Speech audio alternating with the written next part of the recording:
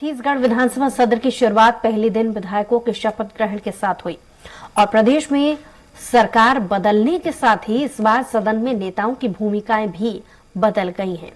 पूर्व विधानसभा अध्यक्ष डॉक्टर चरणदास महंत अब नेता प्रतिपक्ष की भूमिका में हैं, वहीं कांग्रेस के विधायक अब विपक्ष में आ गए हैं।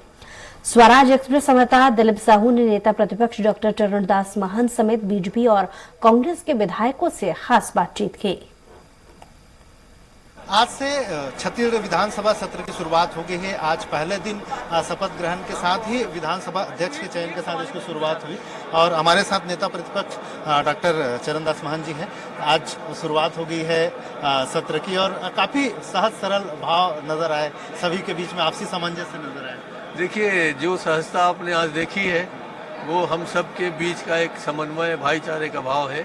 ये एक सौम्यता का भाव दिखना चाहिए। मगर जहाँ विधानसभा में विचार आएंगे, योजनाओं पर चर्चा होगी, जब जनहित की बातें होने लगेंगी तब थोड़ा दुराभाव आएगा। उस समय हम लोग पूरी प्रखरता के साथ छत्तीसगढ़ के उन्नति और विकास के लिए लड़ेंगे, सदन से सदन तक लड़ेंगे और तब आपको लगेगा कि यहाँ सौम्य लोग भी बेहतर ढंग से काम कर सकते। आपकी बड़ी भूमिका रहेगी क्योंकि नेता प्रतिपक्ष की बड़ी जिम्मेदारी है और आज एक बैठक भी होने वाली है देर शाम। किस तरह की जो रणनीति है उस पर चर्चा होगी? देखिए, हमारे यहाँ पहली बार चुन के आए हैं, पहली बैठक है। हम उनको बताएंगे कि क्या क्या चर्चा होनी है, क्या क्या बातें होनी है। हमारे विधायक दल के सब साथी आएंगे और आज पहली बैठक के बाद ही हम लोग तय करेंगे।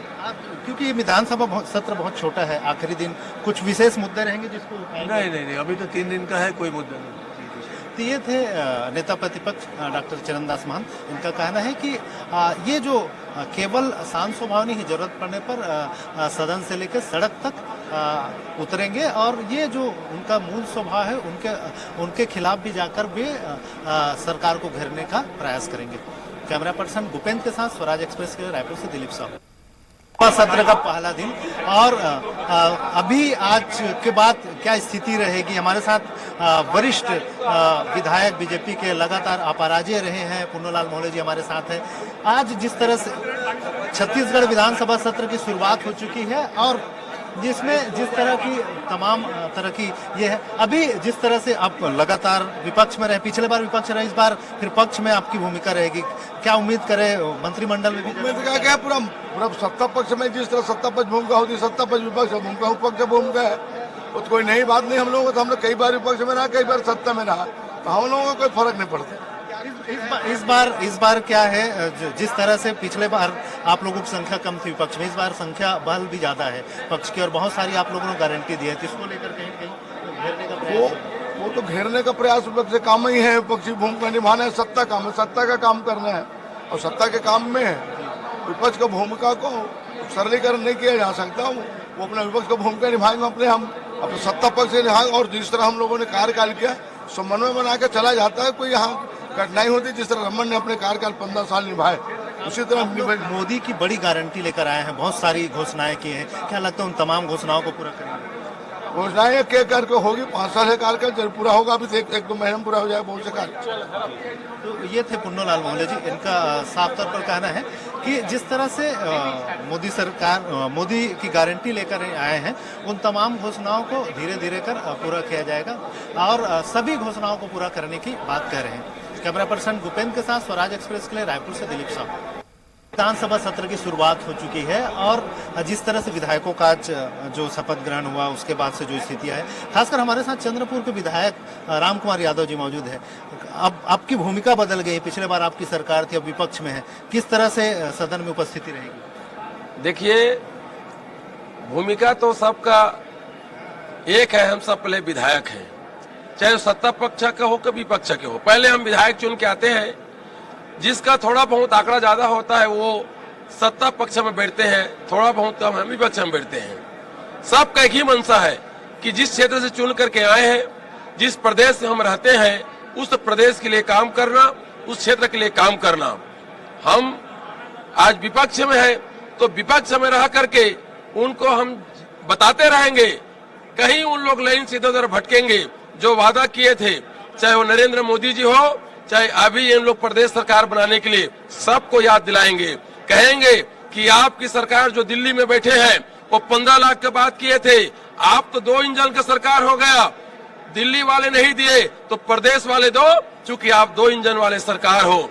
हम कहेंगे उनको कि हमारी सरकार, कांग्रेस की सरकार, पहले हम जो है यहाँ किसानों का कर्जा माफ किए थे, आप लोग भी भाषण के दौरान कई जगह बोले हैं कि हम 2 लाख तक के 4 लाख तक के कर्जा माफ करेंगे, आप करो, हम सदन के अंदर उसको रखेंगे।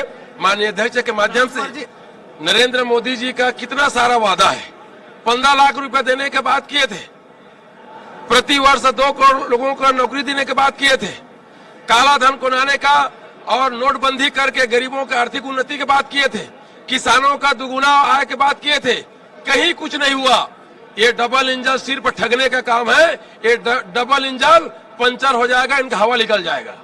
तो ये थे राम कुमार यादव जी। इनका साफ तौर पर कहना है कि इनका प्रयास होगा कि क्षेत्र की जनता ने जो इन्हें चुन कर आए हैं उनकी उम्मीदों पर खरा उतरे, साथ ही साथ मोदी की गारंटी के नाम पर भाजपा जो सत्ता में आई है, अगर वो अपने वादे पर खरे नहीं उतरते तो उनको भी घेरने में कोई कसर नहीं छोड़ेंगे। कैमरा पर्सन भूपेंद्र के साथ स्वराज एक्सप्रेस के लिए रायपुर से दिलीप साहू। छत्तीसगढ़ विधानसभा का शीतकालीन सत्र शुरू हो गया है और पक्ष और विपक्ष में अब बहुत सारी तकरार भी देखने को मिलेंगे, लेकिन आज पहला दिन था, सत्र की शुरुआत हुई। ज्यादातर विधायकों ने छत्तीसगढ़ी में अपना शपथ ग्रहण किया। संदीप साहू जी है हमारे साथ, कसडोल के विधायक, नवनिर्वाचित विधायक है, युवा विधायक है। कैसा रहा पहला?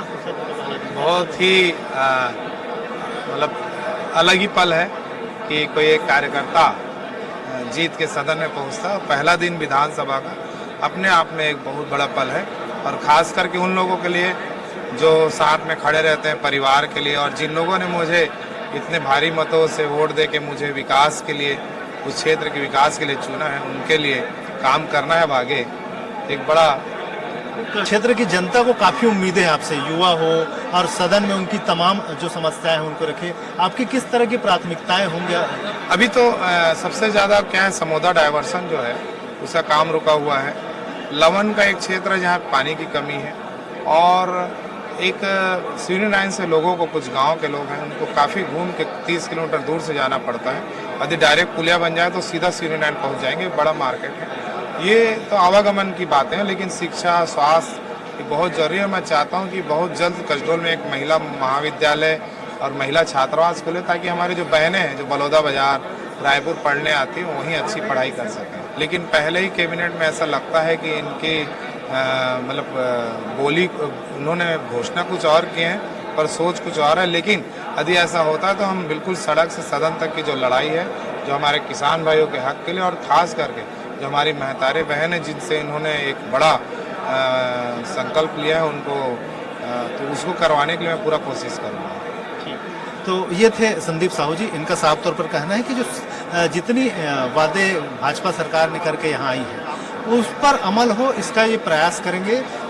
अगर नहीं करते तो उनके खिलाफ सदन से सड़क तक लड़ाई लड़ने की बात ये कह रहे हैं। कैमरा पर्सन भूपेंद्र के साथ स्वराज एक्सप्रेस के लिए रायपुर से दिलीप। और इसी के साथ बुलेटिन में इतना ही। कुछ और खबरों के लिए देखते रहिए स्वराज एक्सप्रेस।